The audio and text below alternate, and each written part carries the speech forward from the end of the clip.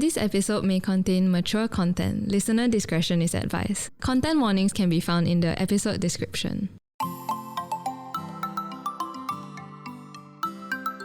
Hey, we are the Lab Doctors. I'm Amanda. I'm Dorothy. And I'm Zhao Yong. We are biomedical researchers who realized we still have a lot to learn about science. So why not join us on this quest?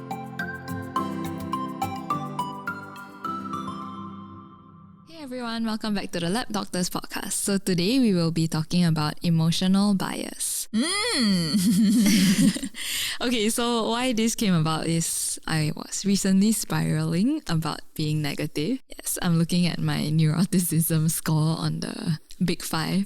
Yeah. Anyway, my rabbit hole led me to this paper that I'm going to talk about today. So before we get into the paper, a common classification is to divide emotions symmetrically into positive and negative categories. However, human processing of stimuli are usually asymmetrical, and this is known as emotional bias. So simplistically, there are two phenomena of emotional bias, the negativity bias and the positivity offset.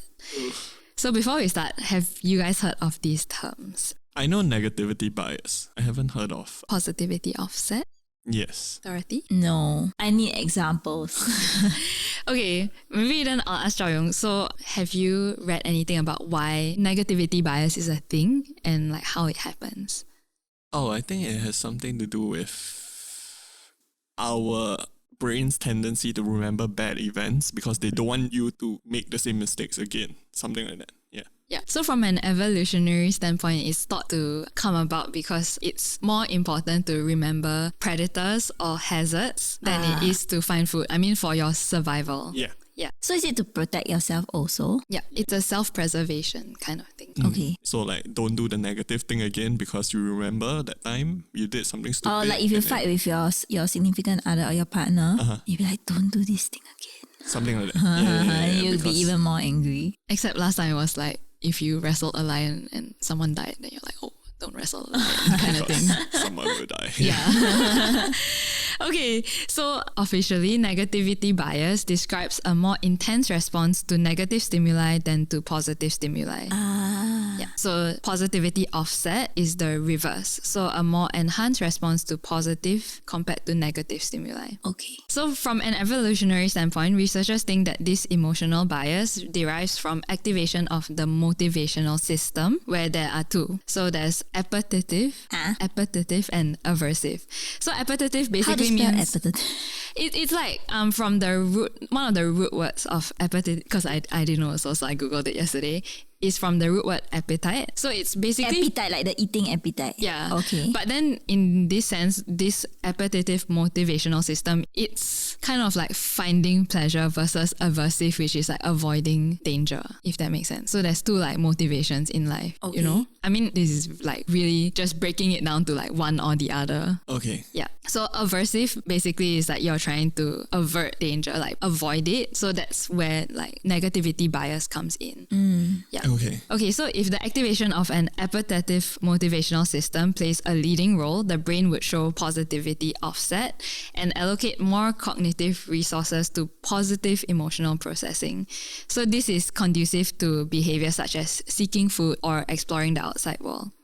So in contrast, if the activation of the aversive motivational system is predominant, the brain would show negativity bias and allocate more resources to negative emotional processing. So this helps us to detect environmental danger and mobilize defensive behavior. Okay, so Very, very complex. Yeah.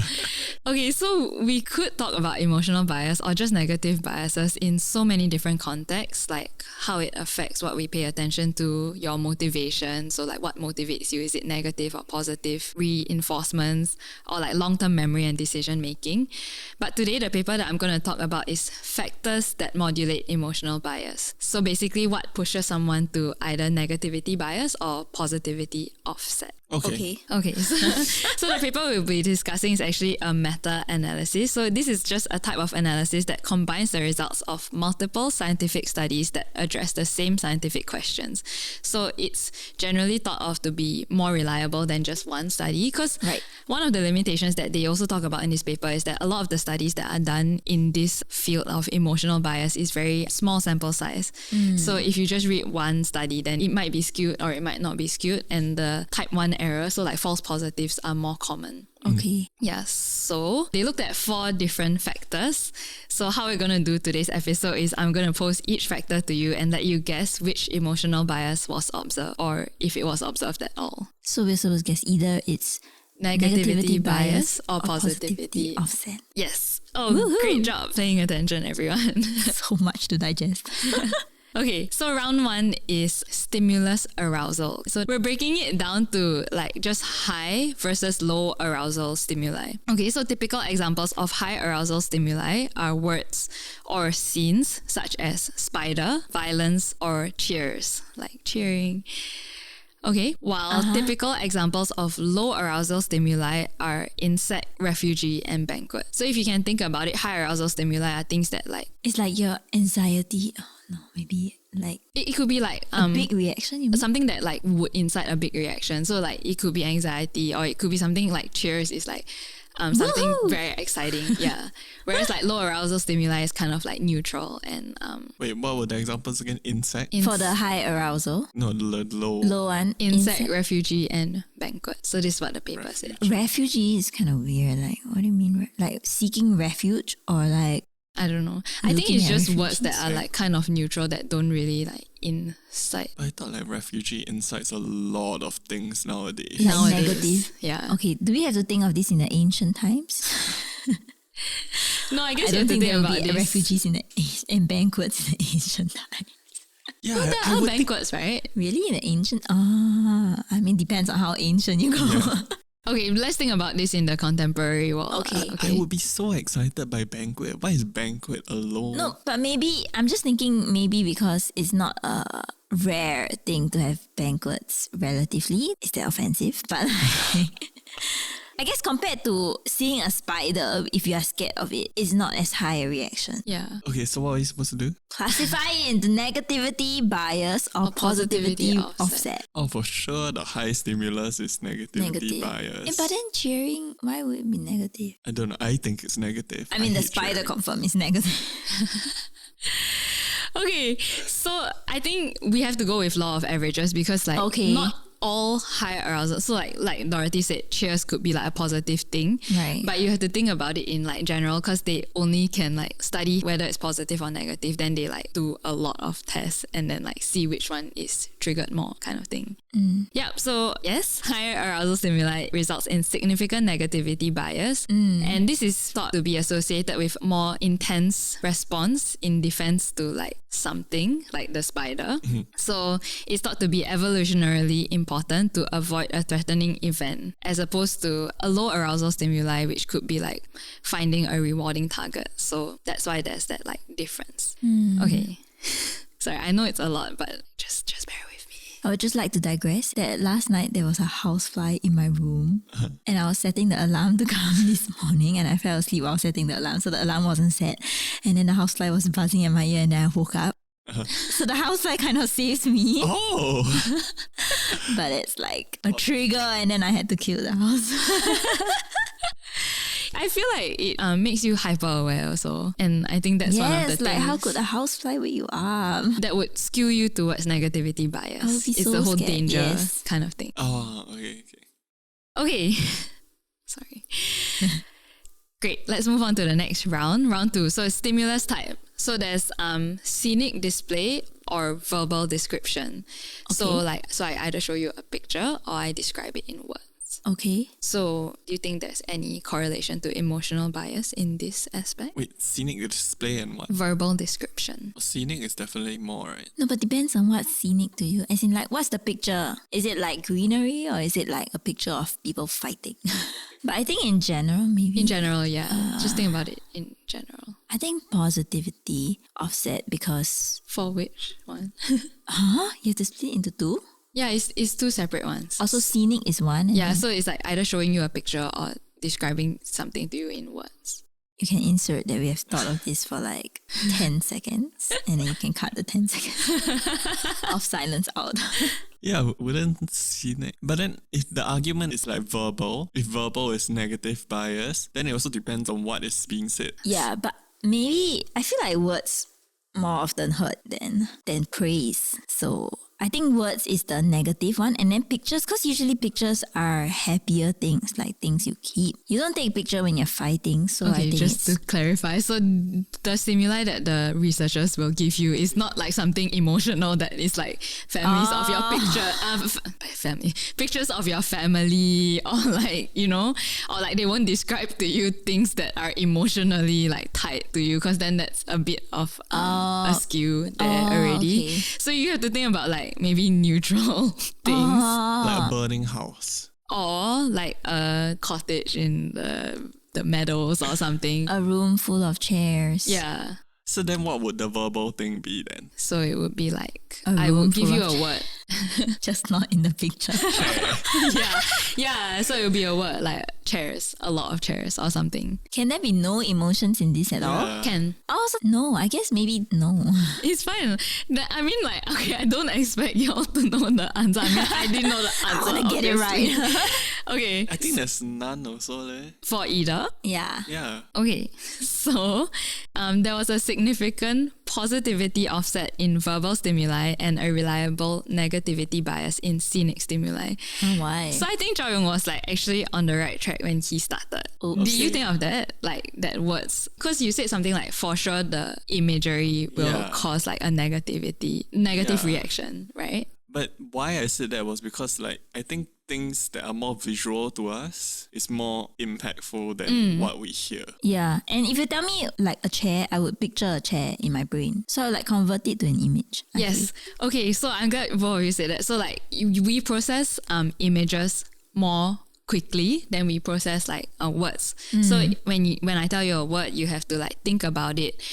And then like you convert it in your head to like a word, an picture. image or something. So the theoretical perspective that they propose is that the cognitive processing differences between pictures and words suggest that words require additional processing before accessing the emotional aspects of it, whereas picture processing does not. So I found it very interesting because like remember we said like, oh, it could be negative or positive like stimuli, right? So the paper actually gave this example. So if I give you the word blood, you can either think of like a murder scene kind of thing, or you could think about it as like, oh, something that is pumping through my body. Right, okay. So, but either way, like that longer emotional processing kind of skews it towards positivity offset, whereas like imagery will generally like you process it faster. So like that's why there's a negativity bias there. So I read this paper last night and it made so much sense, but then now that I'm saying it, I don't know if it makes sense. Not completely.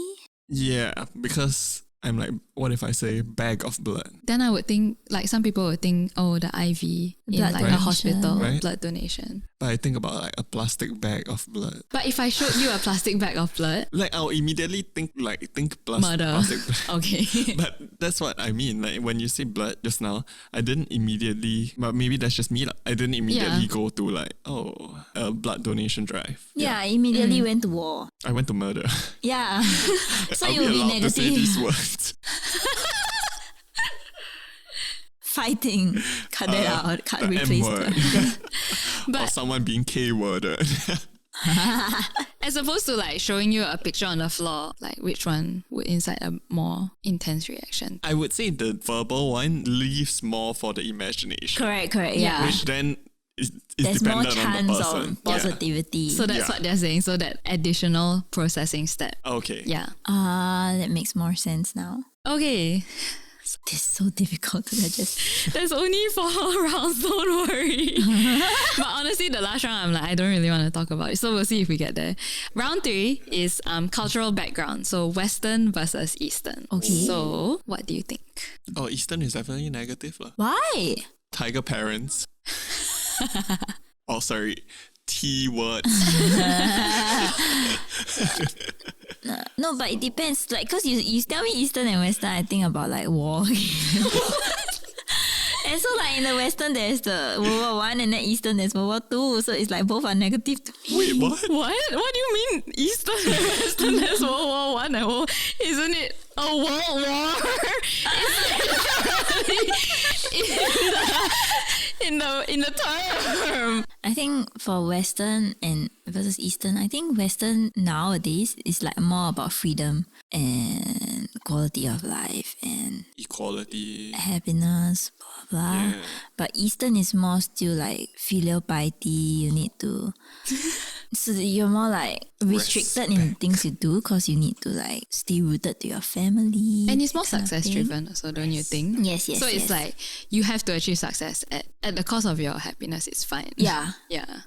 So Western is more positive and Eastern is more negative. Okay, so some studies actually reported that there are different emotional preferences and this may affect emotional bias. Okay, so these are like previous studies that are reporting this. So European Americans prefer positive states with high activation, like excitement and elation, whereas East Asians prefer positive states with low activation, like peace and serenity. Right. Oh, that makes a lot more sense. Yeah. Okay, so this may lead to Western cultural background to experience more emotional positivity than from an Eastern cultural background. Because the things that give positive stimuli for Eastern people is low stimulus thing. But the meta-analysis actually showed that there was no significant moderation on emotional bias according to cultural background. Makes sense to me. Yes. Okay, so some of the reasons that they proposed was that emotional bias may reflect an evolutionary adaptive function rather than a socio-cultural function. So it's like something that humans have evolved in general and not just according to their culture. It's like more innate than taught. Yeah. Oh. And another thing is it could be cultural globalization. So because of globalization and like all the cultures like intermixing, it creates like cultural homogeneity, thus reducing cultural differences. Great. Makes a Love bit of that. sense. So it just means that like, okay, if I'm an Asian, no, I'm an Eastie, then me being like success driven is not that negative to my life because I'm used to this. Like this is my mentality growing up, so it's not negative or positive to me. As in, like, that's what they're trying to study. They're trying to study whether or not your cultural background would affect your outlook on certain things. But what they have shown is that it's not necessarily the case. So growing up in an Eastern culture doesn't necessarily skew you towards negativity bias or positivity offset. That's what they found. Because I'm resigned to my fate. Because we are all humans. Yeah, because we're all humans. I think it's more like the explanation that they're going for. Like, basically, culture and ethnicity and all these things like don't really matter in the end. Okay. In emotional bias, like specifically. Whether or not it will make us more negative or positive as people is not related. Okay. Everyone needs therapy. Bottom line. Okay, I won't go through the last one in the interest of time. And honestly, the last one wasn't that interesting anyway. Okay, go through the last one. I feel like that was a lot. You can just tell us the answer for the last one. Okay, sure. 5 minutes later. What just happened? Yeah, just cut it out. Yeah, but basically explicit is more like, The following day. but I'm like, it's too difficult to explain. Yes. Yeah. Yes. So- Go read the paper. Yeah. So Okay, so if I cut it out, basically the fourth one was very difficult to explain. And Read the paper. This is the I have a summary. In summary. Okay, so actually the fourth one is task setting, but if you're interested, you can go ahead and read the papers. It has to do with explicit or implicit emotional judgment. Okay, so I was thinking like, what's the point of studying all this, right? Like, why do people even need to know? So they didn't really say in the paper, except for like scenic display and verbal description. So that's like picture versus words. And then like I found it very interesting because like one of the things they said is like, oh, I mean, obviously everything requires further study, but like this could help people in how they relay information. So say it's something negative, maybe you can relay it in words to like try and assuage that negativity bias and like create more positive offset. right. Yeah. Like, so if you're gonna fire someone, Yeah. don't show them a picture of them being fired. Well, I the way I saw it was like, oh, if you're going to break bad news to someone, maybe like don't show them the picture first, like talk it out first. So say like someone was in an accident or something, maybe it's better to like verbally describe it. I mean, okay, that sounds like so sinister. But that's like so usually the case. Who would be like sending a picture of an accident? Yeah. A lot of people like nowadays, because you know people like take videos and like I was thinking like if that person's related to me, but okay, if it's like in the news and stuff, then rather you tell me rather than show me the news. I mean, this is just like one of the applications that like finding out like how, because at the end of the day, this is emotional bias. So it's not like you being rational and logical about things. It's like, what is your tendency towards? And like, yeah, it's a shitty situation, but like, how do you like remove that extra negativity bias, if that makes sense? Do you think that's why like our society today is a bit high strung, in a sense that instead of reading the news, now we get like videos of the news? Oh my god, that's what I was thinking also when I was like going through all of this. So I don't know. High strung?